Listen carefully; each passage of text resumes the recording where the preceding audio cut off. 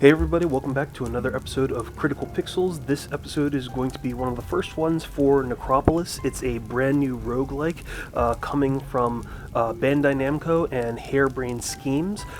It's actually a really interesting and intriguing roguelike, primarily because not only of its minimalist style, but also because it has a very similar gameplay aesthetic to that of Dark Souls. In fact, that's one of the reasons why Bandai Namco decided to help publish the game, is because they felt that it was very much akin to the Dark Souls franchise, and even at a press event earlier this year, they announced that they were going to be publishing the game itself.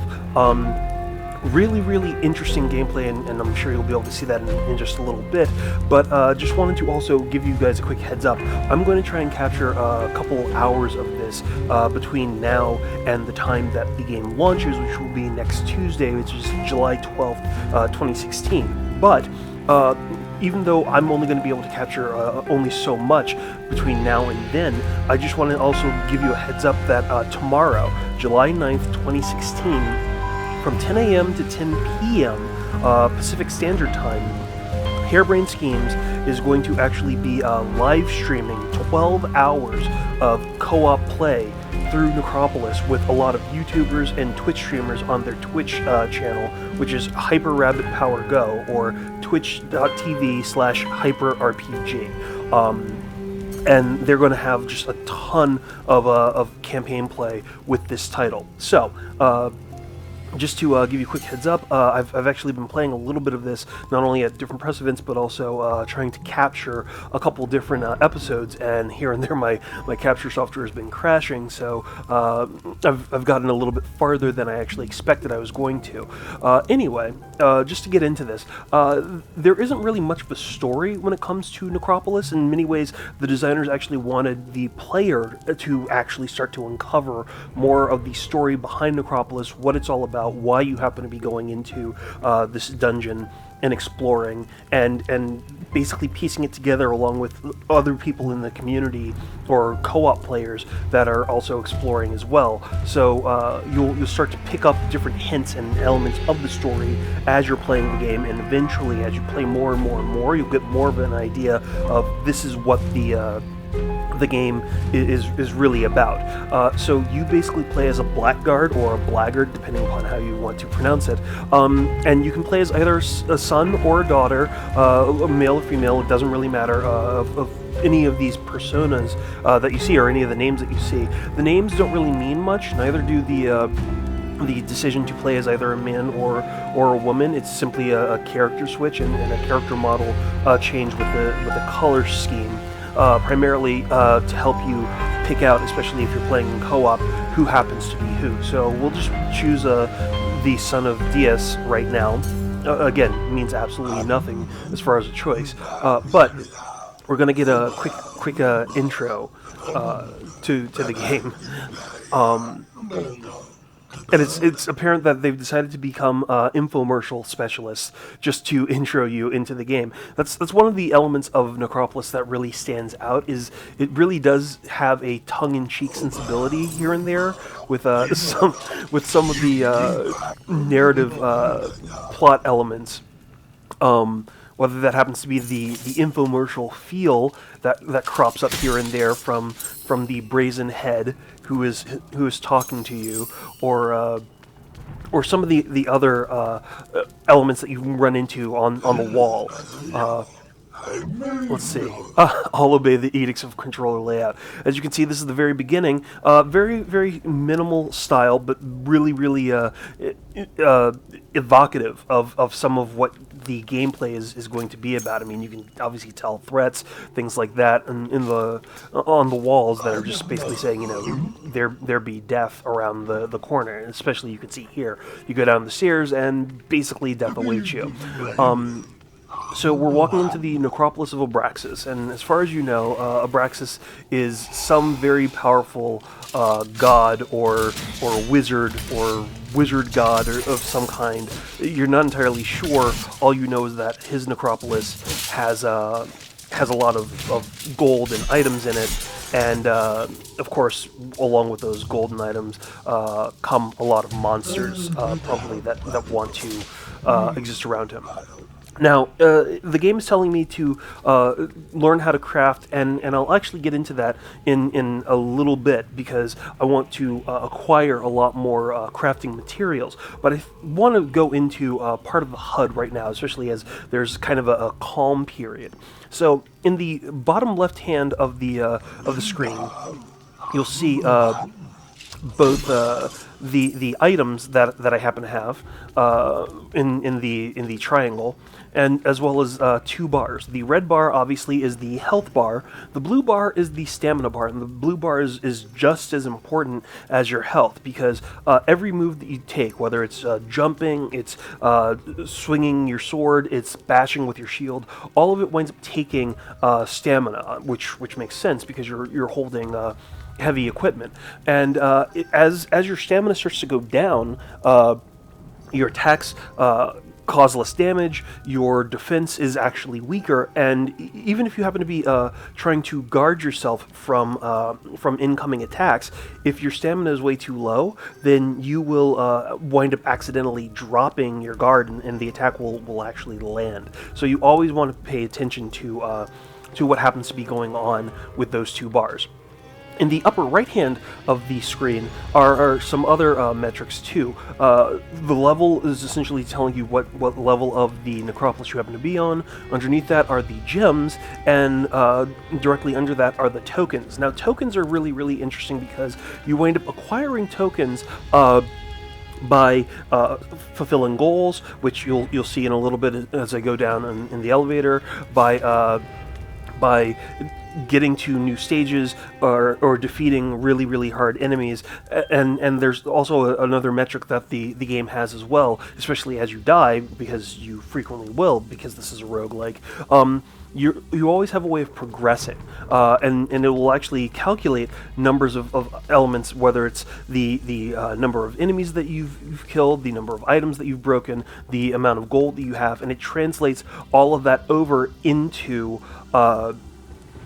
tokens, which you can then use to unlock and access different items, and we'll see that in a little bit.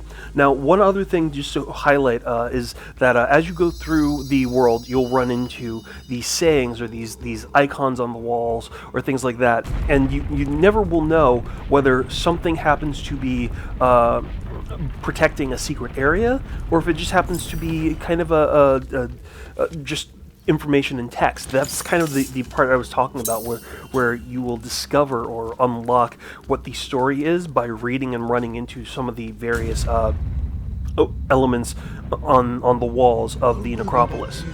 So this is the Brazen Head, and the Brazen Head has given me 3 goals. He wants me to gather potions, wipe out Hordemen, and shatter the Grind. And the Grind, the Hordemen are going to look like kind of Viking-like characters. The Grind, on the other hand, are very dangerous because they look very similar to your character, and they have a lot of the same attributes and weapons as your character. So you always have to be extremely careful of who they are when you come across them, and I'll point those out to you when I run into them.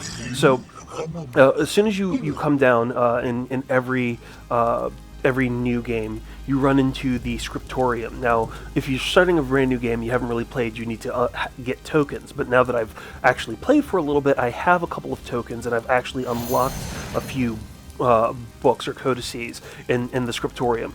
So the one that I highly recommend that you get is this 50/40 is a lot of money, because that one book, as far as I have known and played, not only just in previous attempts at recording, but also at some press events, is that it winds up saving you money when you go to stores, and stores are frequently held by this little old man who's just a merchant in the Necropolis, apparently selling his wares to monster and adventurer alike.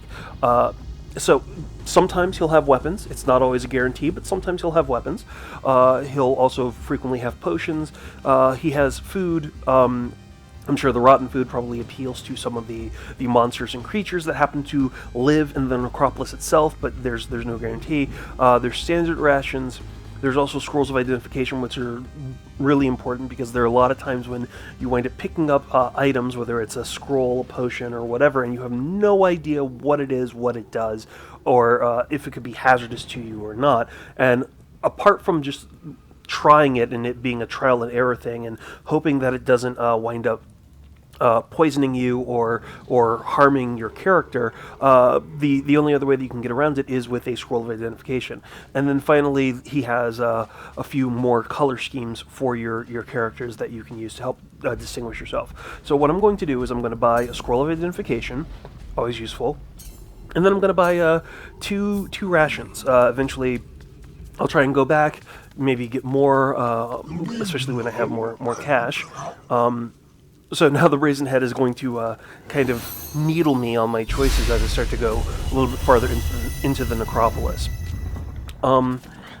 So one of the things that of course you'll try to pay attention to are the corners that you are being attacked from. Monsters frequently will come out of virtually any direction, but actually, if you see what's happening right now, that horde man wound up attacking the skeletons or the skeleton with his attack. Friendly fire is constantly on. There is no way to turn it off in game, which really becomes more of an issue at times when you're playing co-op and some of your fellow adventurers aren't necessarily cognizant of where their strikes happen to be landing, and so sometimes you can accidentally wind up getting attacked or injured by your fellow adventurer. So you have to always pay attention to the spacing, always pay attention to where your threats might be, but in some ways, as you probably noticed, you can sometimes coerce or get the enemies that you're facing to attack each other, and in that case you can then kind of walk in and pick up the pieces, as it were, as they start to injure each other in battle. And that's a really strong tactic to use, especially as time goes on. You get into really dangerous areas where there are loads of enemies. Sometimes you want to basically bob and weave and jump in and out of groups to try to get them to attack each other. Now apparently that guy's just really hungry because he's going after a rat.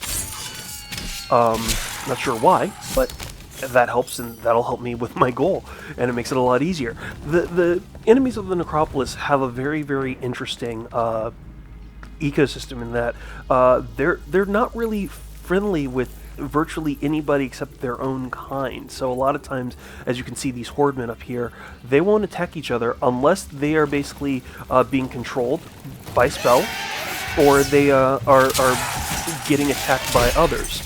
So you really can use that as a way of to your advantage. If you space things out well, you time everything, you can really take advantage of those things and send skeletons against other enemies, or vice versa, and really time what you're doing.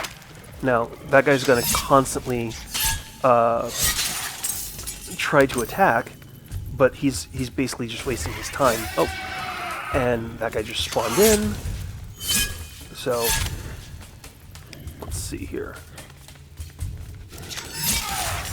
A lot of these hordemen really are also trying to do a lot of power attacks. And power attacks, again, they are really powerful, as you probably saw, because I triggered one to wipe out that large group of hordemen in this room, and that just helped me get another token from the Brazen Head because I completed that goal. Power attacks are really good because depending upon the weapon that you have, and they all change, all of the strikes change, all of the attacks change, all of the power moves change depending upon the weapon that you have equipped. They're really good for clearing out large groups of enemies, but they also exhaust you quickly, and they leave you open to attack if you're not very careful. So you always have to kind of balance that risk-reward element of charging up your strikes, which you essentially do by holding down the trigger button and waiting till your sword glows, and basically just doing a regular strike. This guy just decided to spawn in behind me. Again, another element of Necropolis is you're never entirely sure if you happen to be safe. Enemies will pop in here and there, even in spaces that you have previously cleared. So you always kind of have to gauge if you are truly safe, or if something is right behind you, like these guys. Now, one of the other pluses is that a lot of the fallen enemies that you defeat will constantly drop better gear, and it really is up to you to determine whether or not you have the right gear for the occasion. Now, if you see the little spider-looking pyramid up there, those are scavengers, and scavengers are really, really interesting in the Necropolis ecosystem because they wind up popping out of random places. They just kind of scurry around, and they wind up collecting the fallen items from various battles. And frequently, what they do is they take whatever the items are. So since I killed a lot of enemies in this area, there were a lot of swords that I left behind. And those scavengers will actually collect those swords, and they will turn them into gems, and in some cases, even more powerful weapons. And the only way that you really know whether or not it's definitely worth it to try to attack a scavenger is looking at the tip of the triangle cone that it happens to have. As it gets more full with all of its collection, it winds up turning from orange to red. And when you see a red one, you really have to just go after it and try and attack it, hopefully without a lot of other enemies around, because that's when you can get the best spoils. However, the scavengers also know that they're being attacked or hunted, so they will take off and run away. And if they manage to evade you fast enough, they'll just disappear, taking all the spoils with them. So you always have to be very, very cautious and know where you are, how you can maybe corner them, and then take them out. Now, I'm running a little bit low on health, so I'm actually going to go back and get a few more rations, but I'm also going to drop this rotten food also. So I'm just going to hit the back button. And as you can see with my inventory, I have 2 separate weapons that I can equip at any point in time, basically by hitting the right directional button, because that will swap back and forth between the weapons that I have. You can also hit left, and that'll change what you have on your left arm. And then, excuse me, you also can see the clothing that you have. Next to that is the codices, or the codex that I happen to have equipped. Again, you can't equip more than one codex at a time, so you obviously have to pick and choose which one you want. And then I have my inventory, and I'm just going to drop off that rotten ration right there, so I can gain a few more, just going into the store and purchasing some things. So I'll buy 1, 2, 3. Let's buy 4 rations, and then because I have some space in there, and I've also defeated. Looks like there's another scavenger, and he looks a little full. So hopefully I can get him quickly. Oh, there. See, they're trying to run away. Oh, yes, and I got him right before he disappeared. So he actually had potions and a scroll, so a lot of the swords and everything that he had turned already. So as you can see, just killing some of those rats or whatever, they also will drop craftable items. So one of the things that I want to do outside of just healing myself here is I want to craft some things. So again, hitting the back button, and then you just shift over to the bumper. What you see here are the recipes, and you can buy and acquire new recipes that will let you make more food, more potions, different other items, but you have to purchase those. But the way that you manage to do this is by defeating enemies, you wind up gaining the requisite materials that you can use to then craft various things. So, for instance, if you need to mark the way that you happen to be going, you can make chalk, you can make other potions. Right now, because I have some of the equipment for it, not by much, I can make an extra ration and actually boost the stores that I have so I can heal a little bit more. Now there is one other thing just to make you aware of. These scavengers, even though they seem relatively benign right now, especially because I'm on the first level, they're not. That's not always the case. Oh, yeah, I can sneak up on you, and yeah. Sometimes you really want to time what's going on and just take out enemies as soon as you see them. There is really no chivalry here. If you can knock an enemy down, either with a... Oh, they popped up right behind me. If you can knock an enemy down with a shield bash or a strike, you can attack them on the ground or while they're getting up, and you probably should. They would do the exact same thing to you, and they frequently do. So you really do have to, gauge what you're doing. You also, in cases like this, you've got like two different enemies that frequently will change up the way or the kind of attack that you have, because the spiders, they're spiders and they're relatively easy to defeat, but the trick with spiders is they also come with spider webbing that they use to basically trap you or stick you to the ground, and other enemies will then use that to attack you at will while you're trying to fight to break free. So you always have to gauge where they are, and if you see or hear more, if they're basically swarming you, because that could be a very dangerous situation. You also kind of have to gauge whether it's worth it to charge into a room, as I have tried to avoid, or if you want to back up. Oh, now here, if you actually see this in the corner, and I'll try to get rid of the screamer. You can actually see some of these enemies are fighting each other. Oh, and that let's see if I can run away quickly. Yeah, and those guys just ran over a trap, which is kind of surprising, but sometimes the enemies are not the smartest in the world. They will frequently wind up walking into danger or dangerous strikes to try to get you. Wow. This is really getting crazy here. Because, oh no! Because everything kept spawning over and over and over again. So now the Brazen Head is just taunting me. But this is actually fine, because in some ways not only was I able to show you how some of the enemies will attack each other, but I can also highlight kind of the thing I was talking about, where the amount of sets that you have when you die actually will start to translate over into tokens, and those tokens will help you acquire new items. So now that that's out of the way, let's see if we can get a little bit farther, and we'll pick somebody different here. Let's try the Son of Botar. Again, means absolutely nothing to the character. I don't think you actually run into somebody that states who Botar is or anything else. It was like, sorry, dude, and split.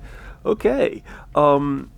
So hopefully we'll do a little bit better with this. I'm pretty sure we probably will, assuming that we're not constantly swarmed by enemies that keep spawning in around us, behind us, and everything else. I think in some ways that's actually the first time that's ever happened, where almost every single step that I've taken, an enemy has essentially just constantly spawned back and forth. That was actually kind of surprising to me. Even like the other gameplay sessions that I've had, I haven't had that happen before, so that was pretty unique. The game does have a way of keeping you on your toes, constantly surprising you with some of the other elements that it decides to just throw at you. So let's see here. We'll go back. I think in some ways that little secret is kind of always there, just like the elevator, which brings you down to the lower level. One interesting thing to note, however, is that you can essentially jump down. There was actually a hole right there in the floor, and you could jump down and survive the fall. You take only minimal fall damage, but you could survive the fall. It's not like you automatically die if you decide to just kind of take a leap of faith and land on the ground. So it's definitely worth it at times to just go for it. Take the jump and see where it leads you. In some cases, you actually manage to get a little bit farther. So here we go. We'll just go through some of the same thing, but now that I've got a little bit more cash because there was more to be found, and we'll go left this time instead of going right. We'll see what the Brazen Head thinks of this. Oh, even fewer returns. So that could mean that there's a lot more hazard down this pathway than there was from the other way. There's no way of knowing. He could also just be talking smack. But there are spiders, and spiders are part of the goal that he gave me. So let's see. Where there's one, there's usually about 5 or 6. Oh.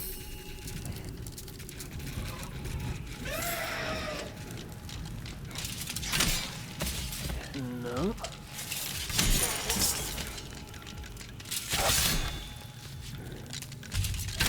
And they're just going to run exactly into my weapon as I was hoping.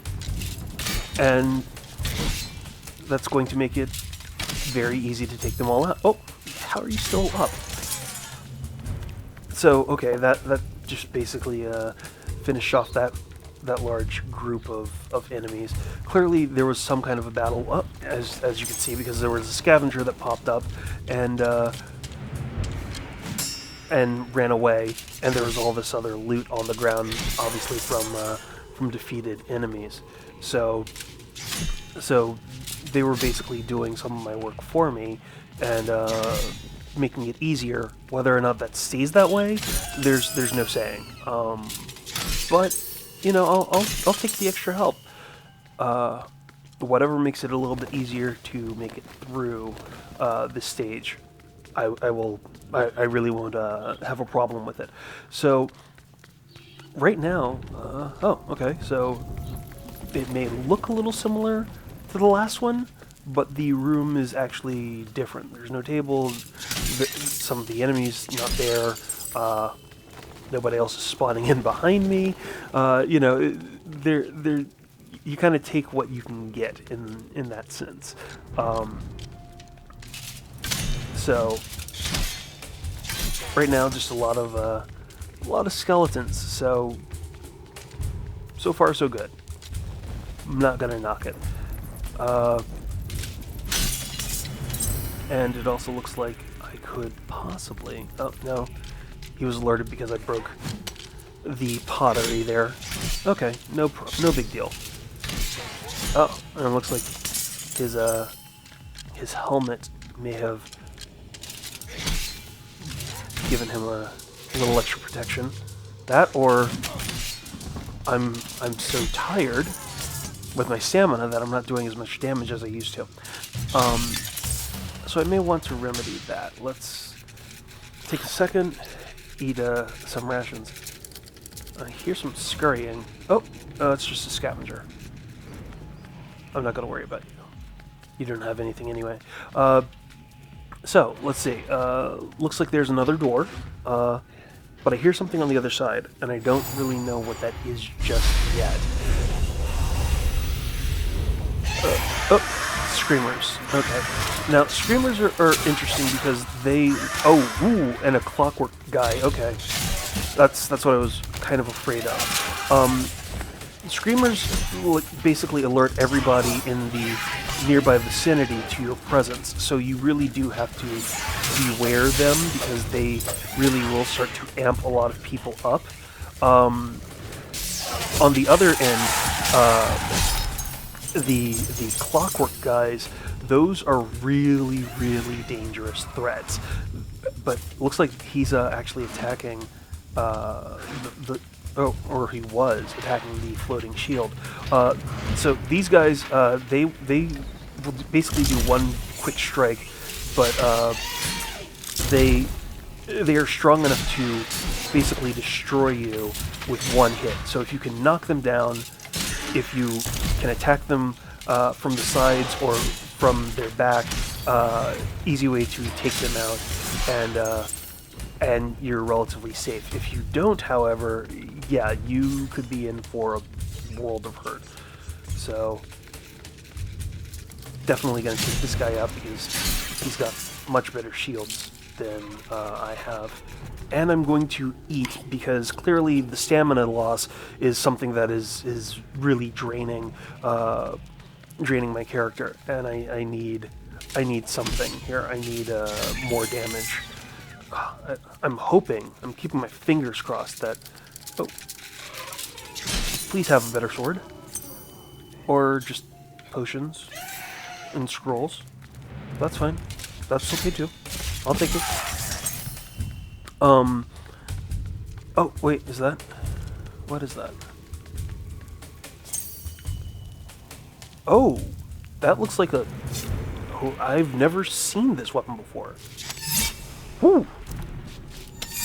Wow, okay, so it's clearly powerful because of the wind-up and the swing, but it's definitely a bit slower.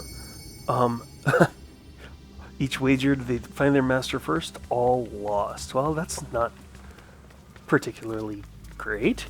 Let's see, so there are 2 doors.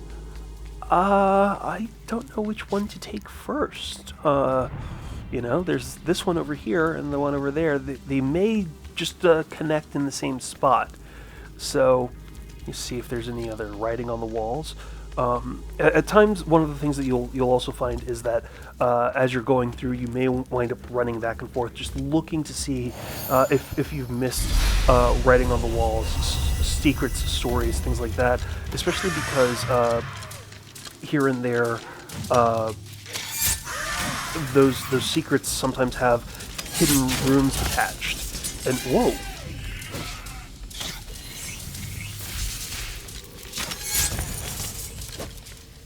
Let's see here. Wow, okay, so yeah, it's still extremely powerful. I think it's time to eat as those guys basically start fighting each other.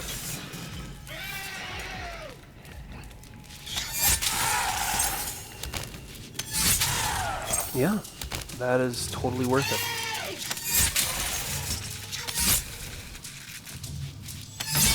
And you don't have anything. I thought you might have, but you didn't, actually. So let's see. A lot of random items. Oh, and another shield, but I already have that shield.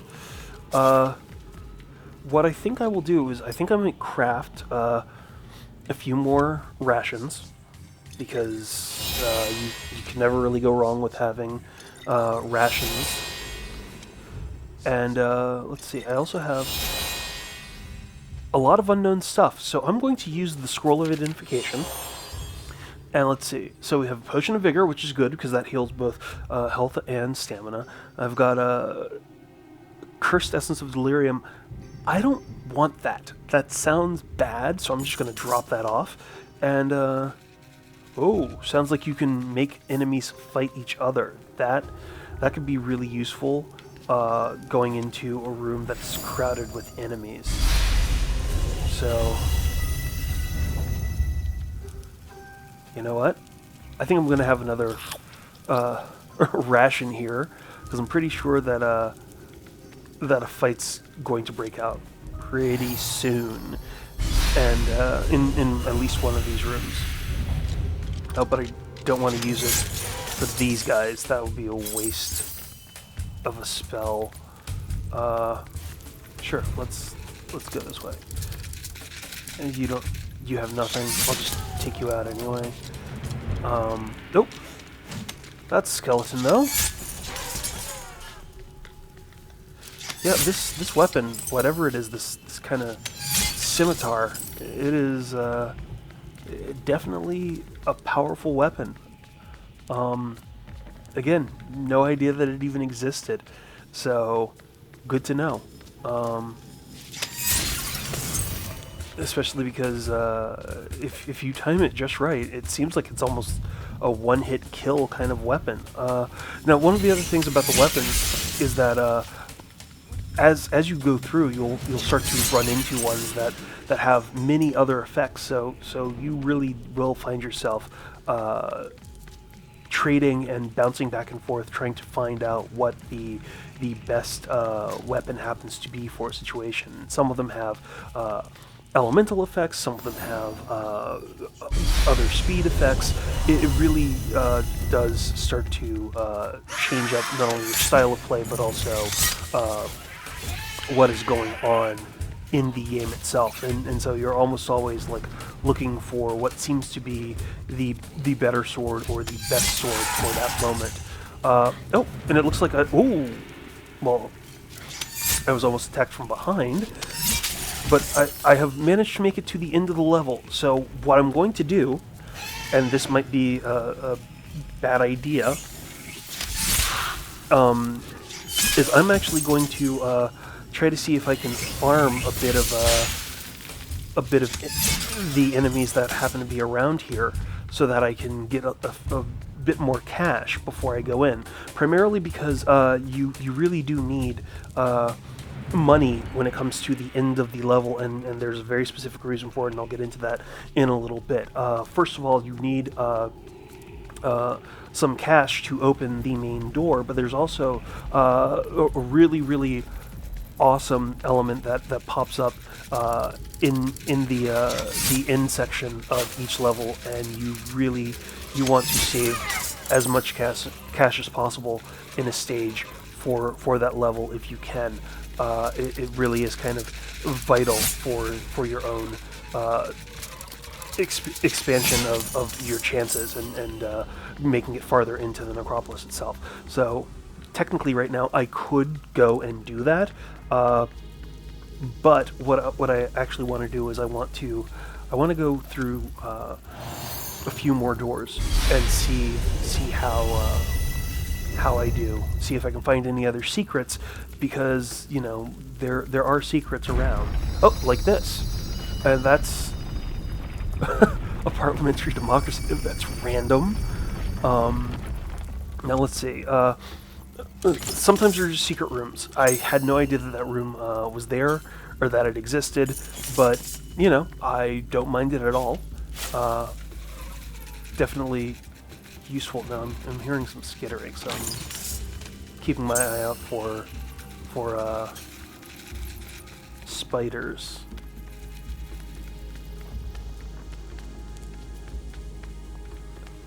Ah. A room full of traps, so I'm going to try to hop over it. Ooh, what is that? 21 feet of death. I like that. So I'm going to swap out the basic sword with the 21 feet of death sword. Check that out. That could clear a room in a heartbeat. So that's kind of the thing that I was saying, is that you really do kind of gauge and base what you run across and what you can find when you are equipping completely new gear. Oh, and this actually brings me full circle. So yeah, that's perfect. The only other thing that I sometimes could possibly do, and I may wind up doing this. Yeah, you don't have anything. Is possibly checking out the other branch. The going all the way back to the beginning in some ways and seeing what I could have missed going the other side, because both levels, both pathways, completely different, and it's also a really good way to farm for gear, see what happens to be around, see what enemies you can face. Actually, I don't think I even... Oh, yeah, I did. This is where the spiders were. But that way I can also farm, I can get more cash, and more crafting items and gear, things like that. So I'm just going to run back this way. Hopefully I don't get attacked or have more things just randomly spawn on me behind me. And let's see, I've got that one potion. Yeah, okay. And then the other vigor potions. Alright, that's pretty good. That's pretty good. I think the only other thing I might do is craft another ration. Probably could craft one or two, but let's try this direction just because. And if it gets a little intense or whatever, I will just immediately back out and make my way to the goal. No harm, no foul.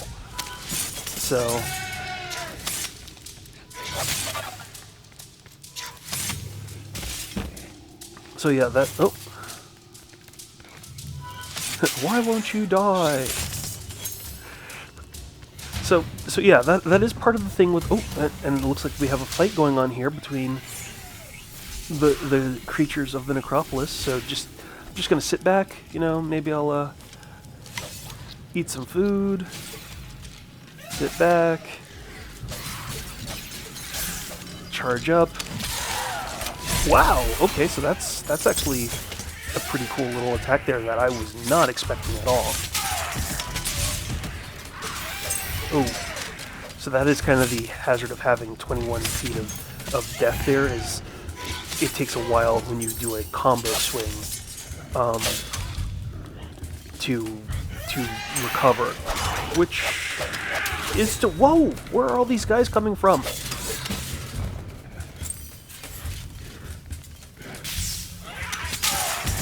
Damn! Okay, that should take out those guys. And let's see, what are you? I don't want that. I don't want that either. Time to eat food and craft. Okay, so that was a little iffy. I don't necessarily want to do something like that all the time, because that could have ended this entire play session, and that would be really, really bad. But that's okay, made it through. All good.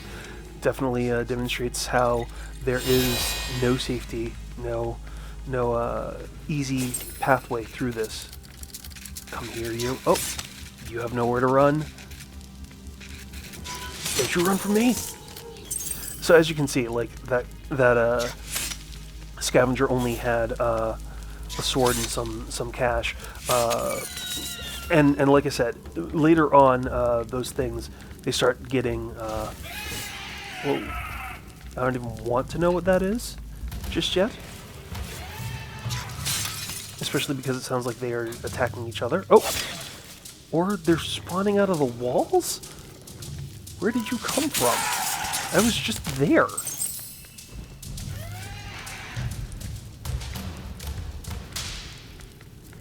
Okay, that was just kind of strange. But whatever. So, looks like this floor just has a lot of traps, which is interesting.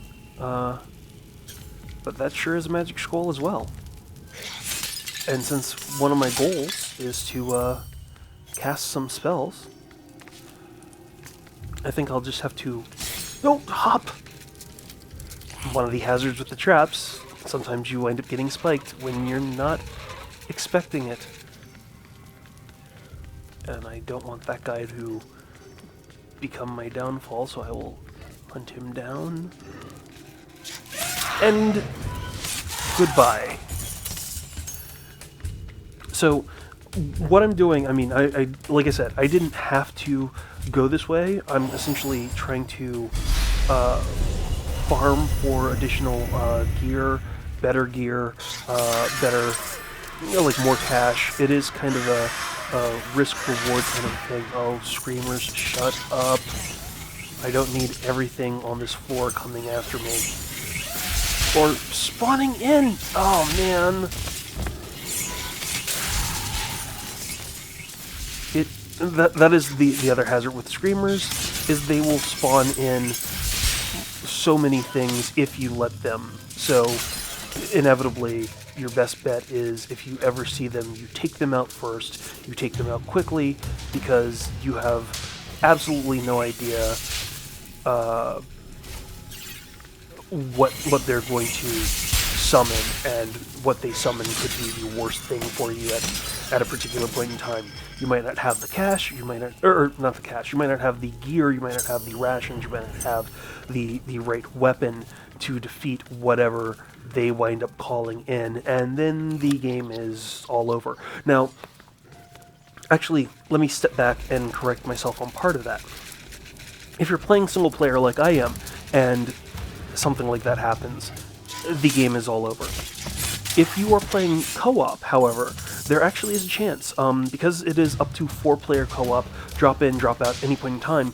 One of the really cool things about co-op is that, you are constantly fighting a large number of enemies, many of which, because the game actually scales up the difficulty and the number of enemies you face because of the number of players that you have, there is the chance that one of you will wind up falling in battle at some point, either because of friendly fire or something else. Now, the plus of that is when one of you dies, because you inevitably will, you have a 60-second window to get to the person that was killed in battle.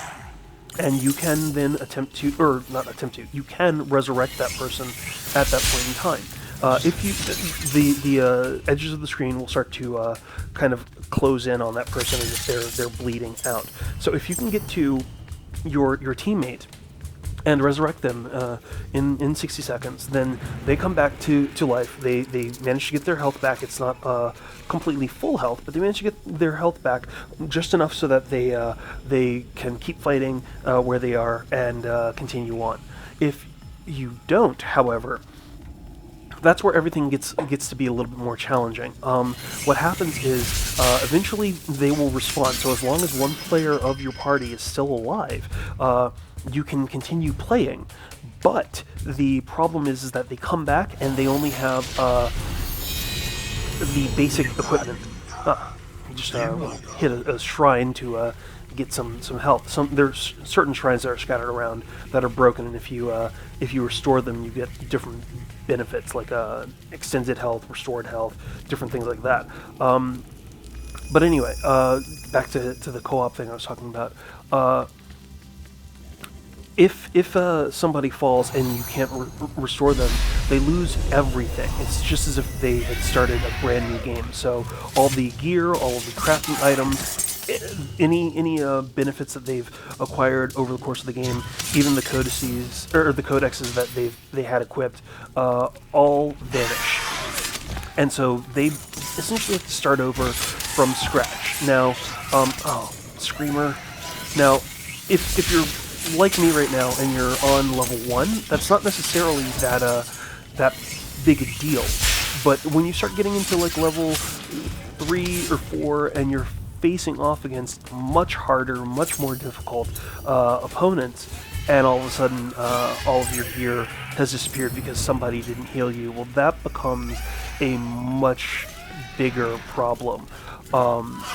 Because sometimes the weapons that you've gained, or the gear that you've gained over a lot of consistent and hard-fought play, really do make the difference between life and death in these areas. So you really do have to try to rescue everybody that you can, or your exploration will be very, very difficult indeed. In fact, the last gameplay session that I had with some of the devs of Necropolis, which was just last week, we managed to make it to level 5, and I think there's about 5 levels of the game, which doesn't sound like much, but you'd be so surprised, not only given the size of these levels, but also just how deep and difficult these levels get, and how random they are as well. But we managed to make it to level 5. We got into an area that had something like 20 or 30 different enemies, and we were just dropping like flies. And by the end of it, there were so many powerful enemies and so few things that we had to defeat them. It was virtually impossible to succeed, and so we wound up losing horribly. Oh, and I think I just hear one of the really interesting little secrets here too. Let's see. I'm not sure where. Oh, yeah. If you hear that clucking, that typically means that there is a, as odd as this is going to sound, there is a chemist chicken nearby, and the chemist chicken is really really important to find for a couple of reasons. Let's see if I can track him down. There he is! Okay, so the chemist chicken.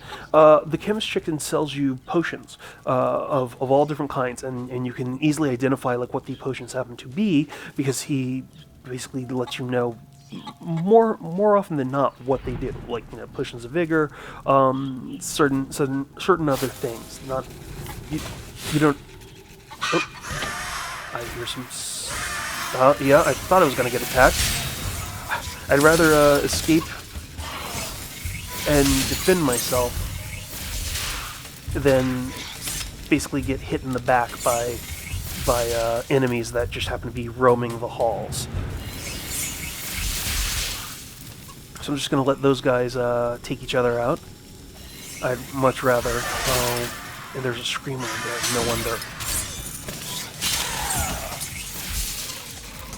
That's what part of the problem is there was a screamer.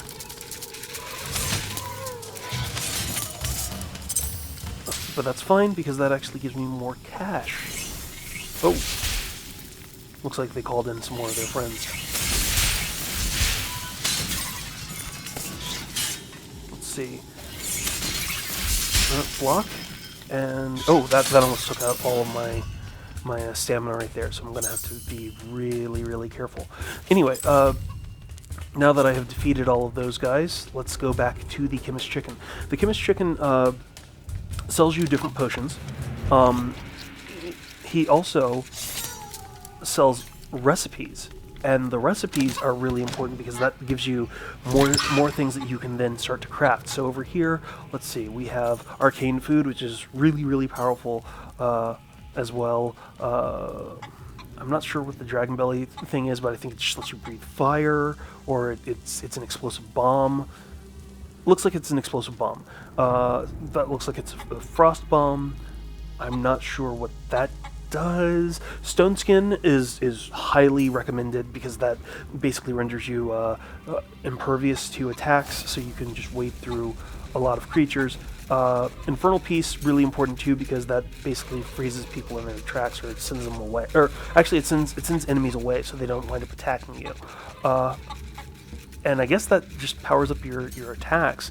Anyway, if you have the chance or the means, I would highly recommend that you buy all of the recipes that you can from the chemist chicken, because they really do wind up helping you out. Let's see. Sounds like there is a lot of skittering going on out there, and that just makes me nervous. Oh, okay, it's just scavengers. Just try and get that, because some of these statues, if you see these statues, some of those statues are actually traps. Those will come around and they will destroy you. So you really do have to be careful. So I'm going to select this Elixir of Infernal Peace, because I think that's going to keep monsters from attacking me. Don't quote me on that, but we'll see. And let's see. It looks like there's a scavenger over there. Oh, yep. Oh, don't you... Oh, no. Yep, okay, it escaped. Oh, well, you know, sometimes that happens. And there's only one guy here, so I'm not going to waste the elixir there. But the next time that I'm in a room, and there seems to be a lot of enemies, I am definitely going to trigger that. Oh, this could be perfect. Okay, so, excuse me. What you see here are these red crystals. These red crystals are basically the holders of things that are called the grind. And the grind look exactly like you. They're kind of the shadow version of the blackguards. They look like you, they have the same gear and equipment. Looks like the Brazen Head is talking a lot of smack right now. They look like you, they have the same gear as you, or some of the gear that you can get, and they will attack you relentlessly, so you really have to be careful. And the only way that you can basically defeat them is either by breaking their crystals so they don't spawn more, or defeating them. Oh, looks like he attacked the crystal himself. Oh, so as you can see, they will dodge out of the way, they will come and strike. Very, very dangerous enemies. I think in many ways they're probably the souls of the former blackguards that tried to explore the Necropolis and failed. And they will just keep coming until you've exhausted the crystals, and then they will shatter apart. But they can be very hazardous. The other thing about the grind too is that if you look at the floor, you see where all this cracked space is. That's kind of the grind's expansion farther out. And if you end up going too close to those crystals, sometimes they will trap you in place, almost like the spider webs. And that can be a hazard as well because... and also the place to do this launcher. That can be a hazard as well because... not only will it get you stuck, but they will... Oh, it's this stuff right here.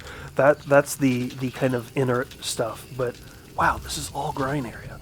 But this section right here is very dangerous because they will trap you and then come after you. Oh, and that's like clockwork soldiers in grind.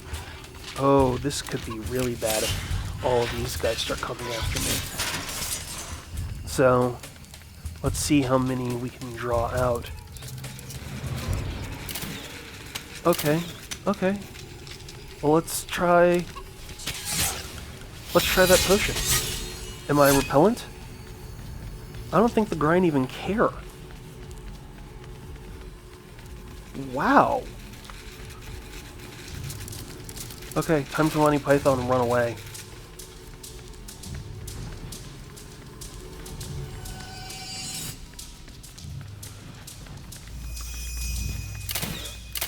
Whoa.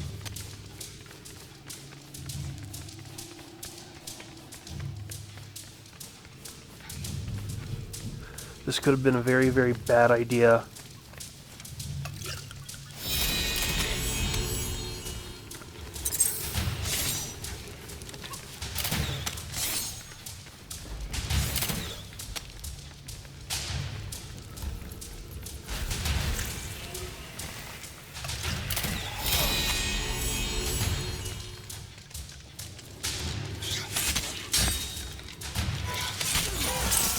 Wow. Whew. That was a little too close for comfort.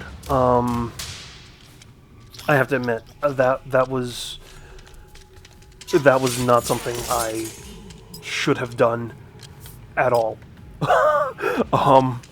That really did not work the way whoa. The way I was hoping it would.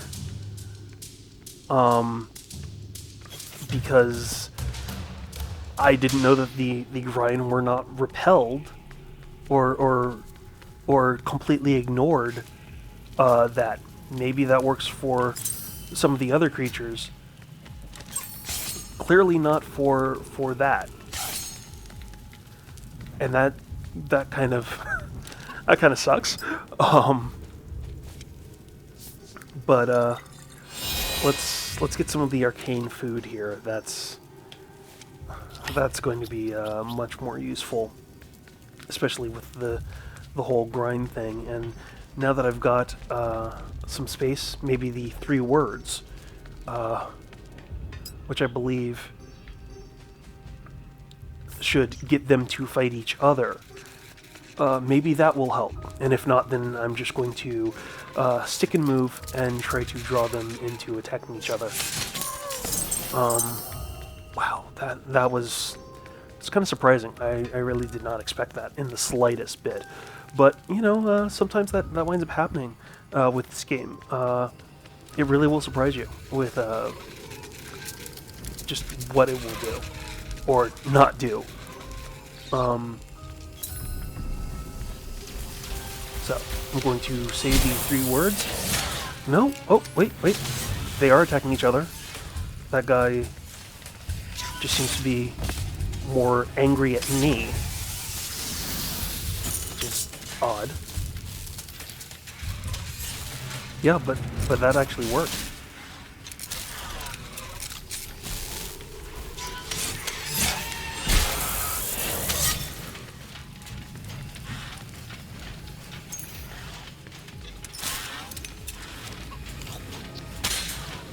Run away.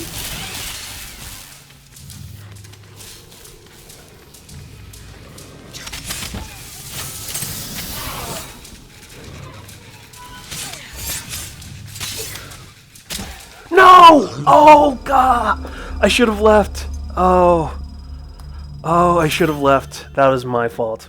Well, anyway, that is kind of my fault at being a little greedy when I should have left, but that gives you a really, really quick sense of what Necropolis is like. And yeah, so next time I will actually show you what it's like to get through one of these levels, get into the other sections, go down to some of the lower levels as well. And actually, you know what? Forget it. I'm just going to go in right now, because that kind of left a bad taste in my mouth. I really should have just gone and left, but I was greedy, and that greed really ruined that playthrough when I was so close, just so close. So I'm going to go back, get some of that cash that I dropped. But as you can see, like, you can fall, and you don't really take a lot of damage. The other bad thing, though, I think, is that because I died, yeah, all the recipes that I got from the chemist chicken gone. So that kind of highlights the risk-reward kind of setup. You know, you really do have to know that if you're going to risk it, like I did, and you're going to try to get as much as you can, that works, but it can also backfire horrendously. And I really did just kind of highlight that right there. So yeah, I'm gonna go back and get some of this cash that I left from jumping down, and then keep going. But definitely a better sense of not only how things can ratchet up quickly. I mean, clearly the game started to realize that I was kind of doing a lot better than even it probably expected, so it just started spawning in more grind areas, more enemies, things like that. And because I was backing up, even I started to just run into walls and make mistakes that are costly. And with this game, at times you don't have the space to make mistakes. That's kind of the kind of Dark Souls like gameplay that it kind of has as well. So you really have to know what you're doing, know when you're doing it, know how you're doing it, and then avoid things. So let's see: gather food, neutralize the Nazgul, and shatter more grind. I swear, Brazenhead, you were just reading exactly what I was doing. And now you're taunting me. I know you're taunting me. Okay. Well, let's see here. Go back, get that again so I can get more cash. Because I definitely... Oh, that just hurts. That kind of hurts my soul that I was that close. See, bashing 6, so that's a hammer. Okay, so we're going to go to the right this time. I wonder where it leads to. But you know what? I'm not going back and checking out the other pathway this time. I'm going to do what I do this way, and I'm going to leave. Like, no matter what. And the only way that I would even consider it is, oh, if I don't have the cash for the end. Where are you, Screamer? This is... Ooh. Let's see, a lot of bob and weave. Oh, my stamina's down. Whew. Oh, come on.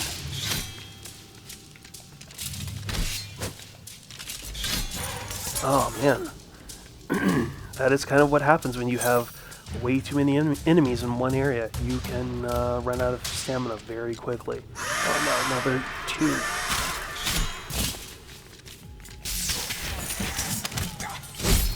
Let's see. Did you spawn anything else? Did you... No, okay, so I'm safe right there. Okay, so... But there's no saying that it didn't bring in something else in the other room. I might as well take this time, heal up, rest up, and get ready for whatever is in this other room. Okay. Okay, there's 2...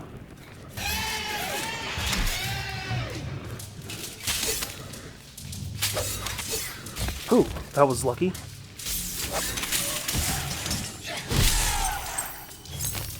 Perfect. Okay. That looks like a scavenger, but that's maybe about it? I'm not sure. Yeah, okay. So I'm not really going to worry about the scavenger, especially because it doesn't have anything. And we're going to continue forward. So, a lot of the things that you'll also find is that you start to come up with your own tactics. Part of it is one of those things that you start to do based off of the weapon you have. Part of it is based off of what works for you. For instance, I haven't been doing a lot of shield bashing, but it is an option to knock enemies down. The problem is that, you know, you do kind of leave yourself open to not being able to defend yourself. What? What? How did that... I was blocking! Wow. Wow, that's different. I know I was blocking on that one, so I should not have gone down by that guy. That doesn't make a lot of sense to me. So yeah, sometimes it really does force you to evaluate and reevaluate your tactics, especially because each time that you go into a situation, it's like, should I dodge this? Should I try to get them to attack each other? Should I try to make sure that they're tired and then go in for the kill? Every single thing that you do, you're almost always like sitting back, gauging, evaluating, and then assessing what you need to do as you go. And that's going to be even more important as you start to get a little bit further in, because you have more weapons, more wands. You actually can get crossbows, and the crossbows give you more range and everything, which is useful too, but they also take a lot longer to recharge, so you're constantly determining what your tactics happen to be there. Same thing with some of the other weaponry. eventually you start discovering that some of the environmental attacks that you have, you have to figure out, like, okay, so this one really works well against this enemy, not so much against this other one. So it then becomes this whole circumstance of picking and choosing your fights, how you're going to fight, where you're going to fight, like, you know, if you're going to stay in the same room, or if you're going to basically draw them out and kind of kite a large number of enemies, just kite every single one, like the tail of a kite towards you, and draw them in one big line of death that you can then just start to chop to with like a power strike or something like that. So plunder tress, spells, and skeletons, no problem. That I can do. That I can definitely do. So hopefully these goals will be very easy to accomplish. Then again, I would have thought that with the last round, and or even the one where I managed to get to the end and I failed spectacularly because I was greedy. And we'll see. We'll see. Stop off here. I'll get a few scrolls, a few items. Let's go to work. I don't know that I can trust you, Brazenhead. I really don't. Oh, okay. Come on. So, for instance, things like that, I thought that I even had the timing on when he was coming to take him down. And, oh no, multiple screamers here. Oh, and they've got me in a corner.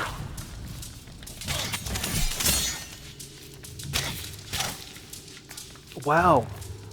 This has just turned really badly.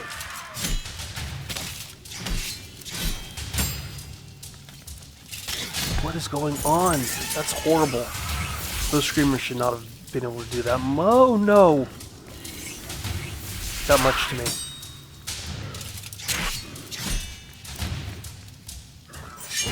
That's right. What? Whew.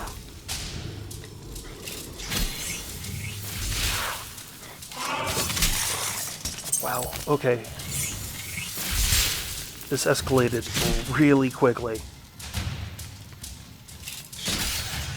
I will take that shield in a heartbeat, and now it's time to eat, because those two screamers did way more damage than they should have at all. I don't even know why the amount of damage I took from that was so severe, but that was pretty bad. Either I'm getting cocky or I'm just playing horribly right now.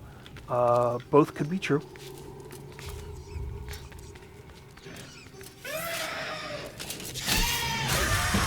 No, more screamers. Oh. Crap.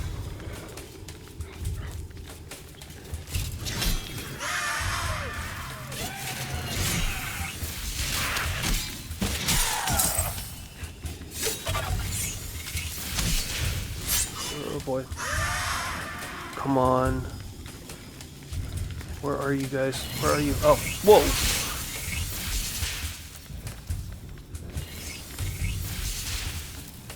Let's see if they attack each other. Will you attack each other? I don't even know what they're... Oh, yeah, they are. Because they don't like those guys for some reason.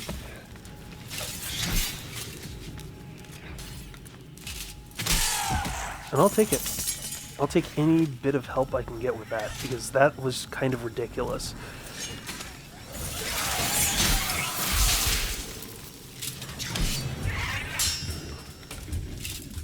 No, no, no. Wow. Time to run away. Monty Python will be my pal, and I will run away.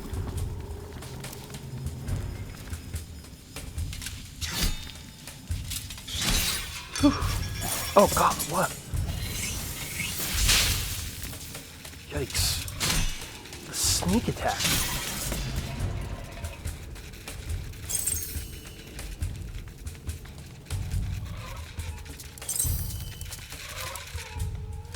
least have something I can use. Not just cash.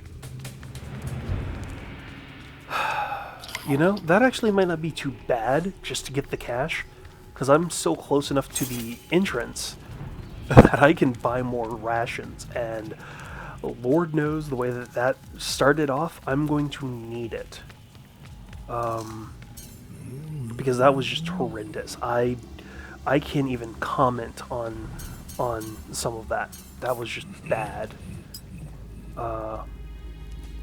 Let's see, so I have Magic Scroll and Unknown Potion.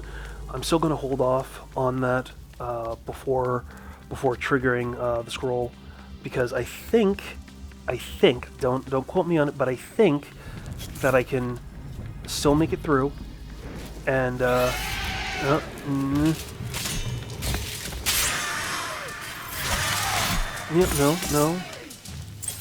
2.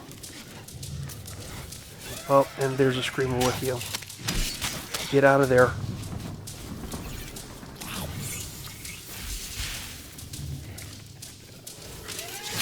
Because I'm higher, I can kill you. You can't kill me.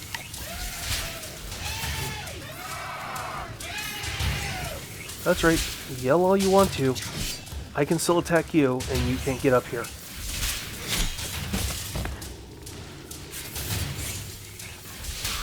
There's another screamer there.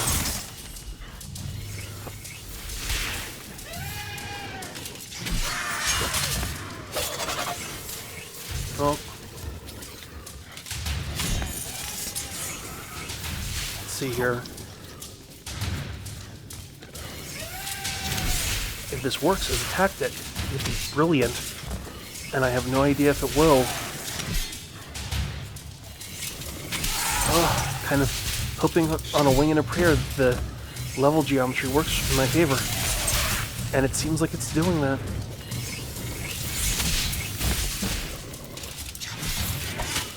Oh.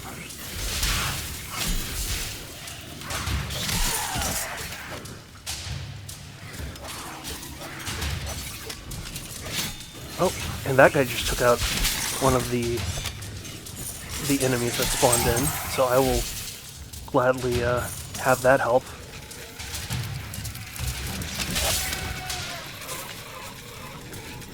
Oh boy.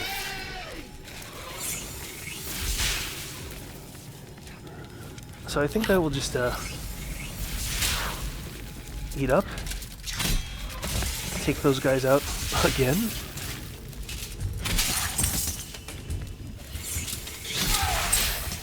Perfect. And that leaves me with, what, 2? Oh, and since he's helping me, I might as well just thank him by taking him out too. Whew, okay. Which would only leave you. Whew, okay. Oh no.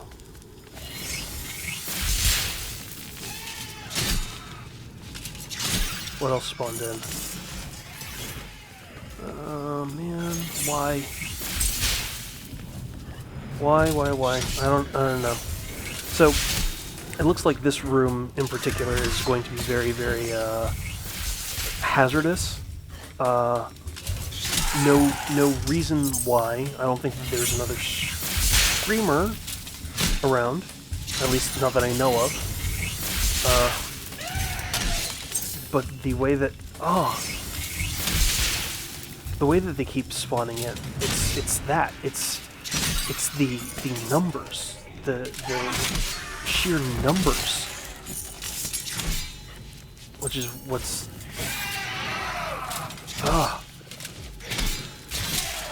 worrying me. Oh, what? Where? Why? What? Oh, this is just horrible. How exactly am I going to make it through here? Alright, so what I'm going to do is I'm just going to drag these guys back, because clearly, they just keep spawning. Oh no! Oh god! I managed to get around the level design. Oh, this is bad.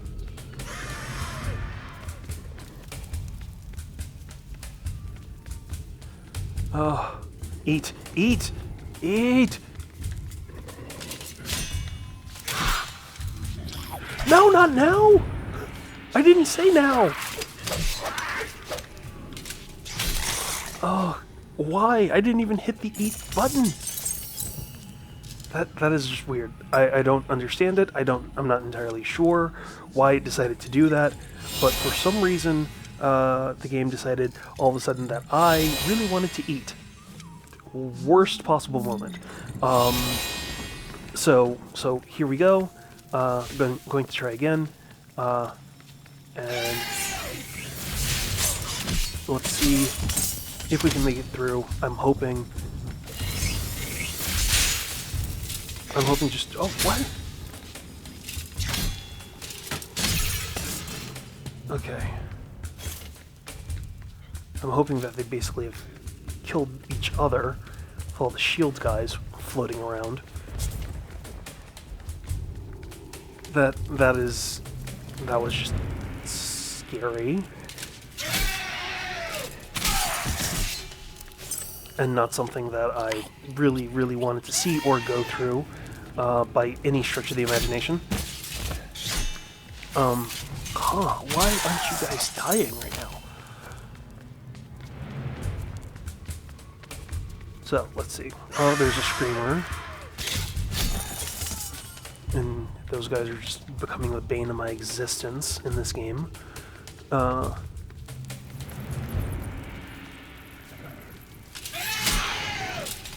see.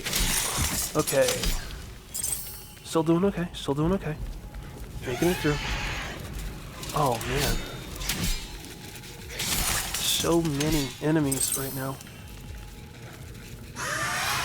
Oh. Stop it. Stop it with the screaming. What you do is bad. Okay. Still safe. Nobody behind. Still safe. Oh. I'll take the extra help. Oh, close. But not close enough. Is that all right? Oh, more screamers. Why with all the screaming?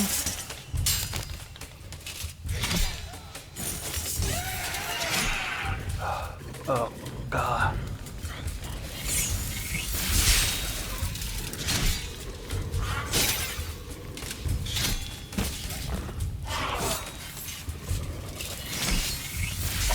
Yeah, you don't want me. You want those guys.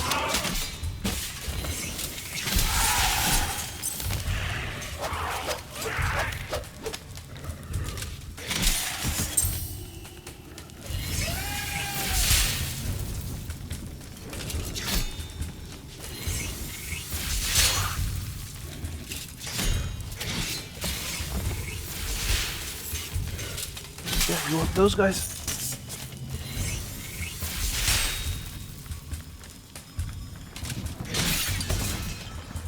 Eat. Ooh. Way too close. Way too close. Way too freaking close. That's rotten too.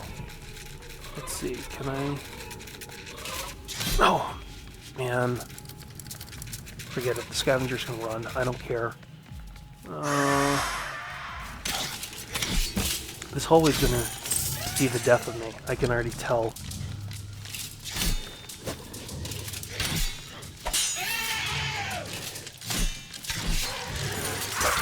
Oh, what? No.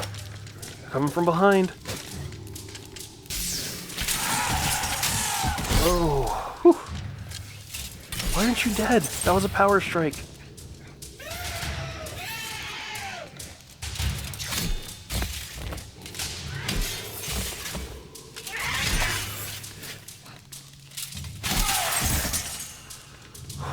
Okay, okay.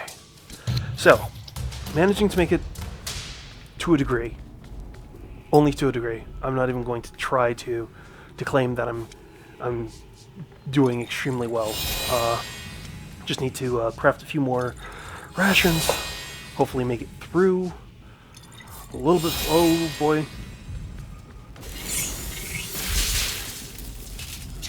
Yeah, attack him.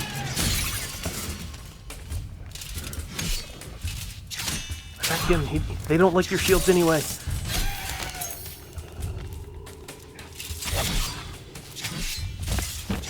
I mean, I've got to be getting close to the end. I've got to be, and I am. Okay, so this is what I should have actually shown earlier. So anyway, I'm not going back. I'm not farming. I don't care. I'm just going to show you the end of each level. So at the end of each level, you basically wind up getting into one of these rooms, and you can tell because it's full of statues with flames, and there's this door. And at the end, you basically have to pay a couple hundred gems to open the door right off the bat. So that just lets you know that if you spent way too much, either in stores or other things, then you're not going to have enough to make it into the end of the level. Which means you will have to backtrack, you will have to fight other creatures, you will have to deal with some of the spawning monsters, and that can be dangerous. But the plus of the end of the level is that, you know, you have the elevator that takes you down to the next level. But you also have this Shrine of the Gods, and here with this fountain, if you pay 500 gems, you get the Blessing of the Gods. And the Blessing of the Gods is really important because you not only get healed for both your stamina and your health, but you also get both of those bars extended, so you always want to make sure that you have the cash. The problem is that every single time you use one, the price goes up, so you definitely are going to be farming a lot of the monsters for more and more gold. Also, always at the end of each level, to the left-hand side, you have a library with a lot more codexes with the scriptorium, and that's always constant. But you also have a shopkeeper, and the shopkeeper's always around, but he's kind of scattered around in random places at the end of the level. So right now, he happens to be right there, but you can also find a lot of other gems scattered around, especially if you go over to the right. The right seems to just be kind of like this really, really taller section of that floor, where there's a kind of more pottery that you can break. There's more gems that you can acquire just by breaking them, but they also happen to have some murals as well, and those murals tend to point out different things. Sometimes they point out more elements of the story. Sometimes they don't really say much of anything. So it really is kind of a hit or miss thing, but it's always a plus to get to the end of a stage. Because that way you at least know that you've made it through that rough area. The problem, of course, is that as soon as you go downstairs, you're down a level by the elevator, you are going to get into a much rougher fight ahead of you. Quantum magic. We're bypassing physics and going straight into quantum magic. So I don't think that I have that much space in my inventory. Let me see. Yeah, I only have three open item slots. So I'm going to save the cash, primarily because I can probably craft a lot of what I need. But I'm just going to take the elevator and go down one level, and here we go. We are headed down to level 2. I'm sure you're... well, thank you. I appreciate that.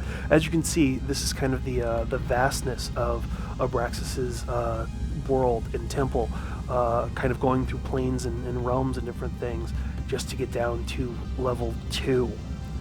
And boom, now that we are down on level 2, usually the Brazen Head will have a gift, quote unquote, and that gift is usually in the form of a chest, but you need a token to open the chest. The token, like the chest could have a weapon, it could have gear, it could have any number of things. This has I believe that's, oh, what is that? Oh, that is an electric axe. That is going to be really, really useful. Very powerful and very, very damaging. So, you know what? considering some of the mistakes and some of the problems and everything, I think that's probably as good a place as any to stop for this episode of Critical Pixels and the first look at Necropolis that I have on this channel. Again, this weekend, actually tomorrow, like I mentioned at the very beginning of this episode, there is going to be a 12-hour Necropolis co-op death jam from 10 a.m. to 10 p.m. Pacific Standard Time, July 9th, 2016, on Hyper Rabbit Power Go, Harebrained Schemes Twitch channel. That's Twitch TV/Hyper RPG. Twitch streamers, YouTubers, all playing this game. If you have any questions, comments, or thoughts for other games outside of Necropolis or even on this gameplay, please leave them in the comment thread below or email me at critpixels@gmail.com. That's CRITPIXELS@gmail.com, or hit me up on Twitter at critpixels. I'm Jeff Haynes, and as always, may all your hits be critical and your pixels stay bright. See ya.